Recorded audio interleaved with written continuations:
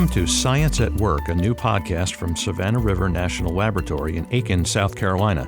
You might not know very much or even anything about what a national lab is or what it does. We aim to change that with stories about how we put science to work, as our motto goes, interviewing the scientists, engineers, and other talented people who are at the heart of who we are, what we do, and why it matters. I'm your host, Mike Edelmeyer. Science at Work is a production of the Savannah River National Laboratory, SRNL, Office of Communications.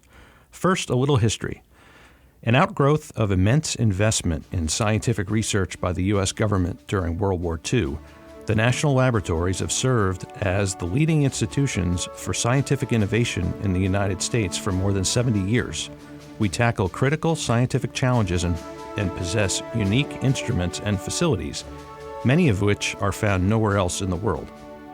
During the Second World War, the Manhattan Project created several secret sites for the purpose of bomb research and material development, including a laboratory in the mountains of New Mexico, Los Alamos, directed by Robert Oppenheimer. Now, you may have seen the movie Oppenheimer last summer. These sites were the beginnings of the national laboratories. This year is particularly special for Savannah River National Laboratory. It marks 20 years since we were designated a national lab by the Department of Energy in 2004. However, the very beginnings of the lab stretch back to the Cold War in the 1950s. We have a rich history, which we'll touch on today and in future episodes. Each month, we'll discuss how SRNL puts science to work to help protect our environment, serve our national defense, secure our clean energy future, and reduce emerging nuclear threats. Whenever possible, we'll present the research in more general terms so non-scientists among us, myself included, understand it and how it might have relevance in our lives.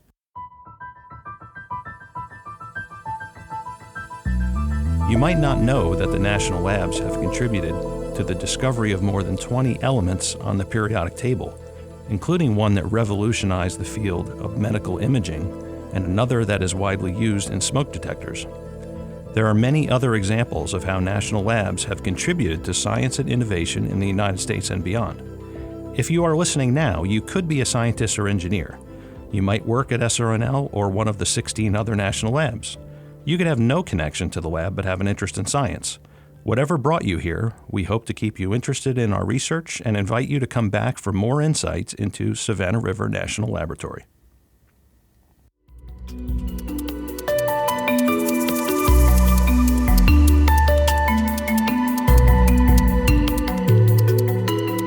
Our first guest is Sean Noble, a chemical engineer at SRNL. Sean recently highlighted his work and was awarded Best Presentation in the Environmental Resilience category at the National Research Slam on November 15th in Washington, D.C. Sean and representatives from the other 16 national laboratories gave compelling 3-minute presentations of their research in a language appropriate to a lay audience. Sean's presentation explained how his research in advanced computer modeling increased safety and productivity while reducing costs associated with the mixing and transporting of liquid waste. Sean, thanks for joining us. Thank you for having me. All right, for this, I'm going to need a bit of audience participation to really get me in the mood of my talk. That sounds good. Okay. By a show of hands, who likes smoothies? Yeah, me too. I love good smoothies. Strawberry mango smoothies. So good. My problem with smoothies, though, is that they're hard to make. You know, you add too much ice in it, it really doesn't mix right, or you add too much of the liquid in it, it just kind of turns into cold juice, and you try to pour the smoothie out of the blender and it really just kind of plops everywhere. It gets messy. It's just difficult, you know? Well, the liquid waste at the Savannah River site, it's a lot like a smoothie. It's a thick slurry. Okay, well, it is a bit more dangerous than a smoothie because it is radioactive liquid waste. So let's call it a danger smoothie. There are 34 million gallons of liquid waste stored at the Savannah River site in massive underground tanks. This waste is primarily a byproduct of the processing of nuclear materials as far back as World War II in the 1950s. The goal of the Savannah River site is to remediate this liquid waste and to reduce the environmental risk that it poses. While in liquid form, the waste poses the threat of leaching into the environment and causing harm. So there's a need to change waste from a liquid into a solid that's much more stable and able to be stored long term.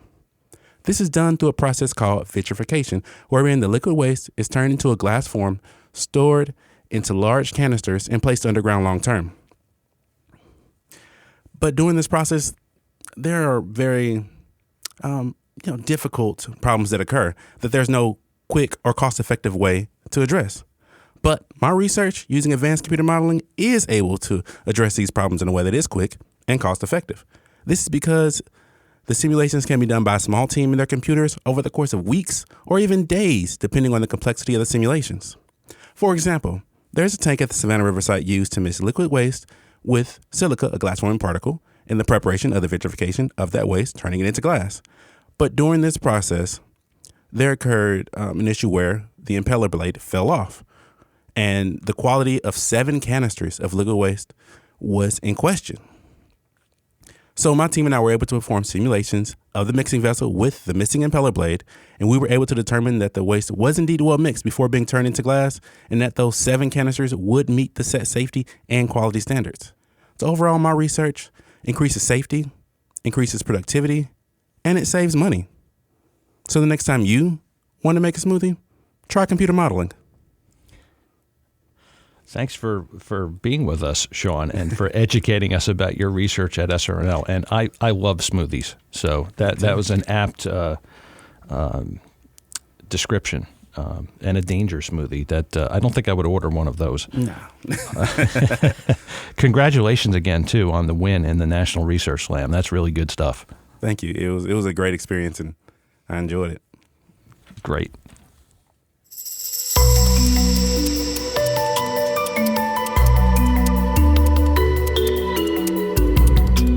Our next guest is Susie Ferrara, manager of the Cold War Preservation Program at Savannah River Site. She has unique knowledge of SRNL, having worked at the Savannah River Site, where SRNL was located, and with the lab for more than 35 years. Susie's father worked at SRNL, managing the equipment engineering group. But she can tell you more about that, her connection to SRNL, and her experiences working here. Susie, welcome to the podcast. Well, thank you so much. It's so good here to be with you. I'm excited about a podcast. I've never been on one, so it's great to see you again and to have you here. Thank you. Yeah. So I've got a few questions for you, and we can see where this takes us. Okay, terrific. So how did you end up working here at the Savannah River Site and with Savannah River National Laboratory? Well, actually, the Savannah River Site was not my first choice of employment. Having a dad that worked at the site for about 48 years, I said I was never going to go work at the bomb plant. A graduate of the University of South Carolina in Columbia, majoring in journalism and theater. I think I had my eyes set more on a bigger city landscape. I think I was a little wooed by ABC, NBC News, that whole thing. And then, reality kind of hits a little bit. And I started interviewing around, like Coca-Cola in Atlanta. I had actually done an internship, my college internship, at Walt Disney World. So that was great from the marketing and the sales point of view. But I couldn't dance down Main Street because I was too tall. I was too tall for Minnie, too tall for Mickey, and so being cast as a chipmunk for my future really didn't bow well with my parents. That you're going to have to get a real job, kid, and that's what happened. I was actually on my way back to graduate school. My dad said, "Why don't you apply at the plant?" No, but I went ahead and just kind of sent it in anyway. And got a call for an interview, and it was like crossfire because DuPont Public Affairs was wrapping up. They were a very small team, maybe 3. They had the newspaper and 2 managers. Then they had Westinghouse coming in, which was going to do a full-scale public affairs because the plant was so secret. They were planning tours and things that we do now today, podcast, all this stuff. And so I interviewed with both the public affairs manager for DuPont and Westinghouse, and it was like crossfire. Well, you're a local kid. What do you know what we do? Blah, blah, blah. And it was kind of a hurried interview because the Washington Post was coming in, the New York Times. I mean, it was a big time of this change. And then they're like, yeah, thanks. Nice interview. Bye. And I went home and Dad came home from work and I'm sitting on the front steps. He goes, what'd you think? I said, yeah, I think I'm going to graduate school, Dad. It didn't turn out well. But long story short, as it goes, got a phone call from the lady I was going to report to, Linda Walter. And she was kind of direct. She goes, you going to come work for us or what? And I'm like, lady, I don't know who you are. So ironically, Dad had walked across the street from Emory. I get the hiring letter, and the rest is history. You know, 35 great. Years in a blink, and I'm still having fun. So It goes by fast. Yes, it doesn't does. Yeah. So I was going to ask you, so what did you study when you were in school? But I think you definitely touched on that, journalism. Yes. Right? Yeah. Okay. So I loved broadcast. I loved it, but God, we had a grouchy old TV. I think I was more scared of them, but I enjoyed the writing aspect of it. So I knew the broadcast really wasn't going to scratch that itch. So public affairs to me was the best of both worlds. You know, when you work on those campaigns, and I felt like that used a lot of my tools, and that's what I've always enjoyed working here at the Savannah River site. That even working in communications is, I was blessed to work giving tours. Donna Hood Hallman and I started the tours program, and then she can walk and talk and chew gum, and I started out with writing and then media relations and governmental affairs. So very blessed to move around our genre, but didn't have to leave Aiken as a native. And then even now today, I did a stint in training with our nuclear operator training program, and you learn a lot about the field. You learn a lot about what the line needs and that human resource aspect. But just to have the opportunity to do the Cold War history program was just it's a blessing. It's really an honor because a lot of the parents I grew up with, the dads, we didn't know what they did, and then because I grew up at Fermata Club, swimming on swim team, it was traffic. You knew that dad left the house at 6, got home at 5. You knew all the dads, but you didn't know what they did. Right. And it was then very mysterious. It was. And they didn't talk about what they did. Where do you work? Savannah River Plant. Mm-hmm. I work at the plant. Never knew what any of them did. So it's neat to come out and work here because then you're like, that's Dr. Todd Crawford. Oh my God, he's a scientist. He's a researcher. Gene Faraci, longtime lab employee. Yeah. He's the same way. All these people were doing one-of-a-kind work protecting the security of our nation, and they're in our backyard. Our kids, we didn't know. We didn't know. And it's really neat to be an employee and to know all these people because you're like, wow, we really met the true Cold War warriors. These were the people that got the job done, and we had no idea whatsoever. So it's kind of neat to be in the position now that I can see all that. So tell us about your dad. You mentioned your dad a little bit and the work he did here at SRNL. Yeah. So Dad, of all the people in my family, we're all type A personalities, and my dad's not. Mechanical engineer by trade. So I got to back you up a little bit to tell you how we got here. Sure. So my dad went to the University of Connecticut, started to work at the Argonne, and was working with my uncle, who was a chemist in the lab. So the family joke goes is my uncle brought my dad home to meet the family and, my mom. And they said, well, Dad never left for dinner because, he married Mom and the rest is history. So he got the job at Savannah River Plant. And so they got married. Here's Mom out of Joliet, Chicago, and Dad's out of, Connecticut. And they land here in Aiken, South Carolina. And my mom's like, I didn't know what a cockroach was. Of all the places. Of all the places. places. They could have ended up. Oh, yeah. Right. And he said, oh, don't worry, Sally. We'll only have a couple of kids. We'll only be here a couple of years. Well, 54 plus years later, 5 kids and things of that nature. So I didn't know what Dad really did. I can tell you the memories. And when you said, hey, come on, let's go talk on the podcast. I called my sister, Nancy. She's not been on the site, so hopefully I'll get her out. And, I said, what are my early, what did I really think about the site early on or the plant? I was scared to death of it because I remember I had to drive his Buick to pick him up at work, and we were going to drive to Columbia back to school. And I was like, Dad, You better be out by that gate. I don't want to get shot. I don't want these people, And he's like, Susie, it's the National Lab. Just pull up over here and everything. But the other early memory as a kid is I remember when they had the first family day, and I remember going into the lab, and it was the time they had the first dot matrix printer. And that was a few years ago. And it was such a big deal because they were all like, oh, and they were printing out like Snoopy. And I was a big Snoopy fan. So I'm sure somewhere I've got Snoopy, but it was the dot matrix printer from the lab. So yeah. So, that's cool. Yeah. So he never just said, he goes, yeah, I'm over at the lab. Just pull over here. So glad I didn't get arrested, but now that you work here, I'm like, it was pretty ridiculous. But when you're a kid, you're like, oh, it was the site, it was the plant. Yeah. Don't speed, don't go where you're not supposed to be. It was that veil of secrecy, right in our backyard. So you knew the one thing you knew when growing up is you didn't speed down 125 and you didn't stop on Highway 125 because you didn't know it was going to come out of the woods and get you, kind of thing. Right. Well, and this place can be intimidating. It's a serious place. Yeah. Serious work. But we have fun too. Yes, we do. Yeah.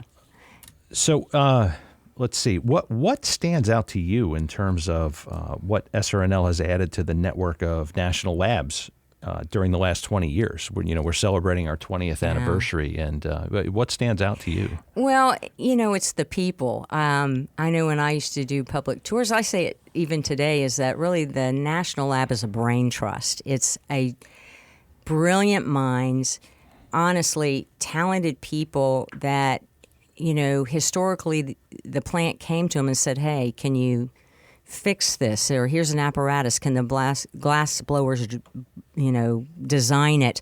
Our high-level caves and how it's just all tied in, that scientific brains that fixed it. But the contributions, like Dr. Jim Kronberg, who used to be in the basement, I used to get so tickled going by his office with the McDonald's sign, and it was like 100 million patents served. And I'll never forget Jim Kronberg coming out of 3700 one day, and he had a mannequin arm tucked under his arm. I thought, what in the world? This man's got a mannequin. And I said, Doc, what you doing now? And he was instrumental in the bone welder, for healing bones and stuff. So wow. The contributions of the National Lab on a national scale is just limitless. And I think it's the gem and the crown of the Savannah River site that, may not be front and center, but it's because they do such important work. I mean, look what they did with 9/11. They got the call. They responded. They got up there, got the equipment, started looking and assisting there. Yeah. Just the research is just, it stands out. And, I'm glad they finally determined, I think Lindsey Graham was instrumental in that, Senator Graham, is getting us a national lab status. Right. I think we were national before you got the title. So a lot of unsung heroes and heroines. But never a dull moment. Like I said, in the curation facility, we have the early robots. And, yes.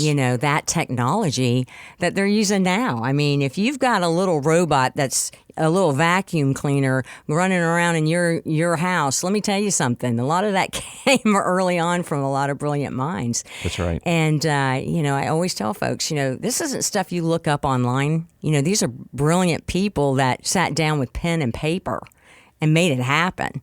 And so no challenge, there was never a no, and that's what it is. I mean, the same thing, the other thing that stands out with the National Lab was Carol Jansen, Dr. Jansen, making up that glass waste mixture for the Defense Waste Processing Facility. And she's here. She lives in Aiken. She's teaching at the university. I mean, these are your neighbors right? are doing this kind of science. I mean, who knew? Who knew? Yeah, that's right. That's right. So a lot of people ask about carpools, especially our young employees, and I always like to talk a little bit about the employee culture. And a lot of that comes with the carpools. And one thing I always remember with Dad is, his carpool was on time every day. They never missed it. Rain, shine. I know when there was a snowstorm, he got, picked up by a Jeep, then off to work they went. Well, I can remember one afternoon, quite the excitement in the household is that one of the men in the carpool's wife was the top seller for Mary Kay Cosmetics.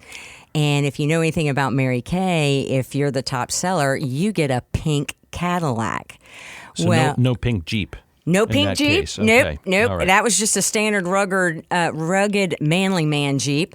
But then one morning in front of our house rolls up a hot pink Cadillac. And all the men in the carpool, needless to say, were not impressed, but they had to get to work. And then that afternoon, it was quite the discussion that they were seen going to work, and then it was quite the scuttlebutt as it dropped the carpool members across the site. So quite the discussion topic at the dinner table, but that was a one and done trip. After that, I think the Jeep came back. But yeah, it was scandalous, a hot pink Cadillac at work. I'll bet it took them a little bit to